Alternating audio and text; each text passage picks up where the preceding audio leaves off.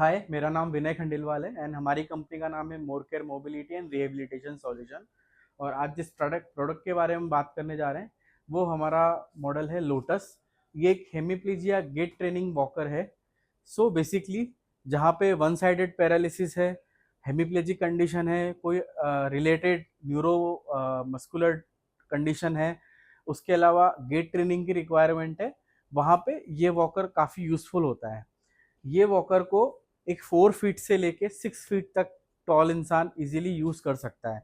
इसकी weight bearing capacity 200 KG के करीब रहती है और ये हाइट एडजस्टेबल है, कम्प्लीटली स्टेनलेस स्टील में बना हुआ होता है। इसकी जो पैडिंग होती है वो 2 इंच फॉर्म पैडिंग रहती है, तो आर्म रखने में काफ़ी सॉफ्ट रहता है। ऊपर रेक्सिन मटेरियल रहता है, आगे हैंडल्स आते हैं और इसका जो बेस है वो वाइड रहता है कंपेयर टू टॉप। तो वाइड की वजह से, वाइड बेस होने की वजह से इसकी स्टेबिलिटी काफ़ी अच्छी रहती है। सो एक एंटी रोल ओवर वॉकर होता है। इसमें पेशेंट को एक स्लिंग मिलती है जिसकी वजह से जो फॉल होने का एक हमेशा रिस्क रहता है वो काउंटर होता है, और एक बैक सपोर्ट रहता है, तो पीछे भी फॉल होने का एक रिस्क जो होता है वो काउंटर होता है। और गेट ट्रेनिंग के टाइम अगर पेशेंट रेस्ट करना चाहता है तो एक रेस्टिंग सीट भी आती है। स्लिंग्स की भी हाइट जो होती है वो एडजस्टेबल हो जाती है। पेशेंट की हाइट के अकॉर्डिंगली स्लिंग की हाइट और वॉकर की हाइट, दोनों हाइट एडजस्टेबल कर सकते हैं। इसके जो चारों व्हील्स होते हैं वो 360 डिग्री सिविल व्हील रहते हैं और चारों व्हील्स में ब्रेक रहते हैं। तो इस तरह से ये वॉकर की फंक्शनलिटी हो गई, और इस तरह से ये एक गेट ट्रेनिंग वॉकर है जो काफ़ी यूजफुल है एक हेमीप्लीजिया कंडीशन से रिलेटेड न्यूरोमस्कुलर डिजीजेज में।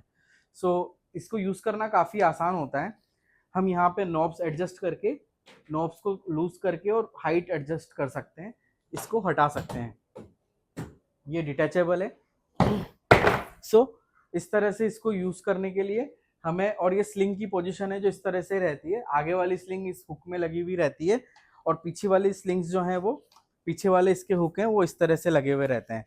सो स्लिंग्स के इनको डिटैच करना आसान होता है। तो जब भी हमें पेशेंट को इसमें ट्रांसफर करना होता है वो आगे वाली स्लिंग लगी हुई रहेगी और यहाँ से एडजस्टर को लूज करके और ये इस तरह से बाहर चला जाता है और इस तरह से पेशेंट इसमें अंदर आ जाएगा। ये इसकी इनर विड्थ जो है मैं आपको एक बार मेजर करके बता देता हूँ।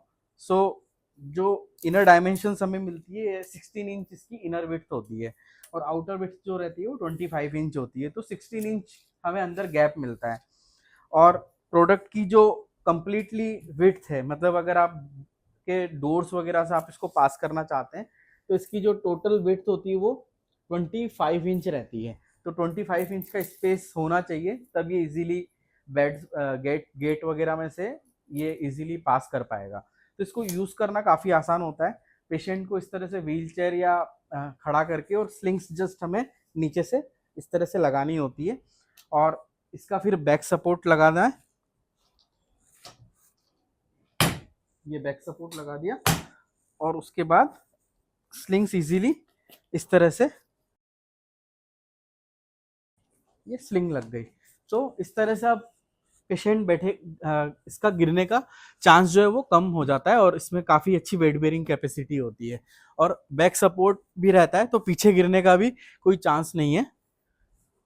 तो इस तरह से पेशेंट अपनी हाइट के अकॉर्डिंगली एडजस्ट करके इसको यूज़ कर सकता है। तो one side paralysis, one side walking जब रहती है तो वेट बॉडी का एक तरफ आता है, बट इसके ब्रॉड बेस होने की वजह से और एंटी रोल ओवर डिजाइन होने की वजह से वॉकर का एक तरफ जो गिरने का जो रिस्क होता है वो हमेशा एलिमिनेटेड रहता है।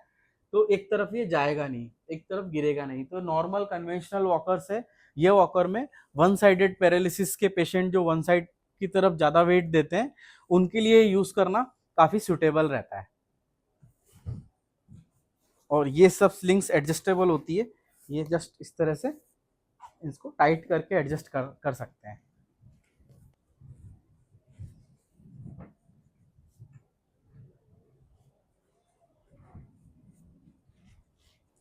तो आपको ये प्रोडक्ट कैसा लगा और आपकी इससे रिलेटेड कोई भी इंक्वायरीज हैं तो आप हमें हमारे वेबसाइट पे नंबर पे कांटेक्ट कर सकते हैं या हमारी वेबसाइट से भी ये प्रोडक्ट आप परचेज कर सकते हैं। और बाकी ये वीडियो देखने के लिए आपका बहुत बहुत धन्यवाद।